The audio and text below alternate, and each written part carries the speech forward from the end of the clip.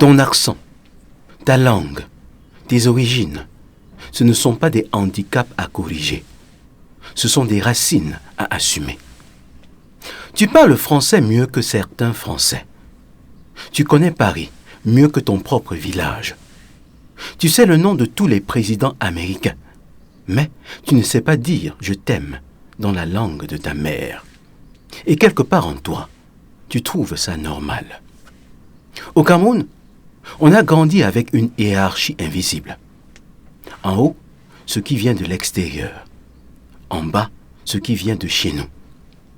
Le médecin qui parle avec un accent français, crédible. Celui qui parle avec l'accent de son village, moins sérieux.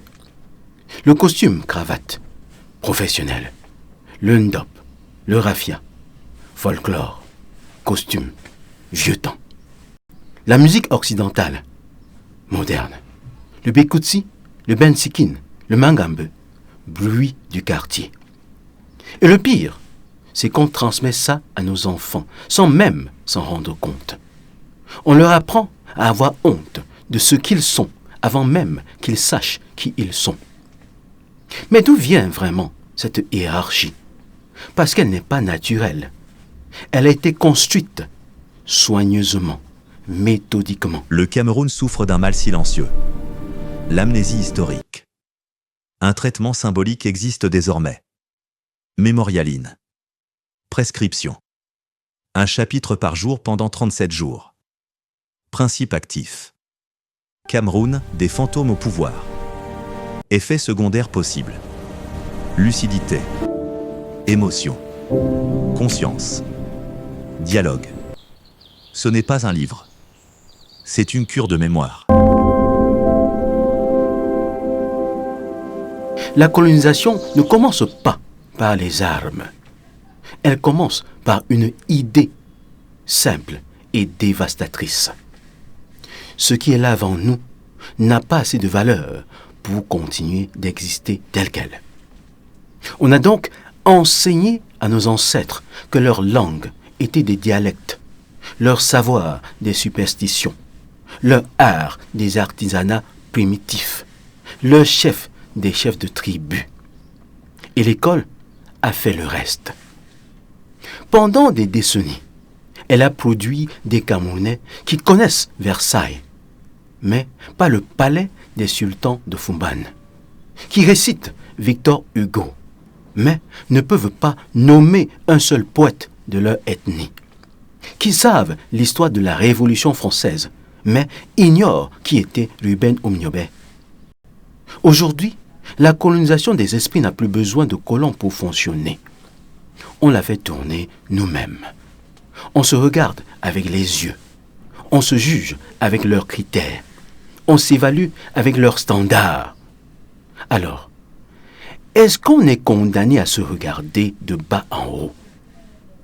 Non. Ce qui n'est pas utilisé disparaît. Même la mémoire. MISPA 237 transforme l'histoire camerounaise en objets utiles, sobres, durables. Vous les utilisez. La mémoire se transmet, sans effort, sans conflit, sans discours. Ce n'est pas un produit, c'est une transmission. MISPA 237. Rejoignez le mouvement. Une initiative de J'aime mon pays. Mais la guérison commence par un geste simple que beaucoup n'ont jamais osé faire. La solution, ce n'est pas de rejeter ce qu'on a appris, c'est d'ajouter ce qu'on nous a volé. Concrètement, ça veut dire quoi? Ça veut dire, parle ta langue maternelle à ton enfant, même si tu la parles mal, même si tu l'as oubliée en partie. Recommence. Une phrase par jour suffit pour commencer. Parce qu'une langue qui ne se parle plus meurt en une génération. Ça veut dire, porte ce qui vient de chez toi avec la même fierté que ce qui vient d'ailleurs. Pas par obligation, par choix conscient, parce que la dignité commence par le regard qu'on pose sur soi-même. Ça veut dire, apprends une chose sur ton histoire que l'école ne t'a pas apprise. Une figure, un événement, une tradition, et transmets-la. Parce qu'un peuple qui ne se connaît pas est condamné à se laisser définir par les autres. Mispa 237 dit ceci: ton accent, ta langue, tes origines, ce ne sont pas des handicaps à corriger. Ce sont des racines à assumer. Et des racines solides. Ça ne t'empêche pas de grandir haut. Ça t'y aide. Visite notre site internet mispacameroun.org et partage cette vidéo avec quelqu'un qui a grandi en ayant honte de quelque chose en lui. Et dis-nous en commentaire quelle est la chose de ta culture dont tu es le plus fier et que tu ne montres pas assez.